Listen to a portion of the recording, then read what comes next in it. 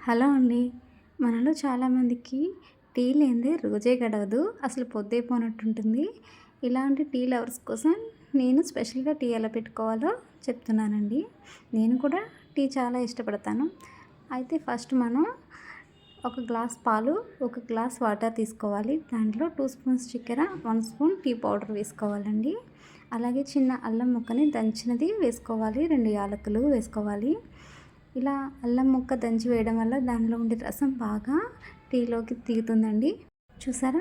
ఇలా పొంగుతుంది కదా! ఇలా పొంగుతున్నప్పుడు మనం ఒక టీ స్పూన్‌తో దాన్ని ఇలా కలుపుతూ ఉండాలి. ఇలా కలపడం వల్ల అది పొంగకుండా బాగా మరుగుతుంది. టీ బాగా మరగడం వల్ల ఈ అల్లం, యాలకుల ఫ్లేవర్ టీకి బాగా పట్టి టేస్ట్ బావుంటుందండి. కొంచెం సేపు అలా మరిగిన తర్వాత అది పొంగుతుంది చూసారా? ఇప్పుడు మనం స్టవ్ ఆఫ్ చేసి టీని ఒక కప్‌లోకి అయితే తీసేసుకుందాం. చూసారా? ఎంతో ఘుమఘుమలాడే మసాలా టీ మనకి రెడీ అయిపోయింది.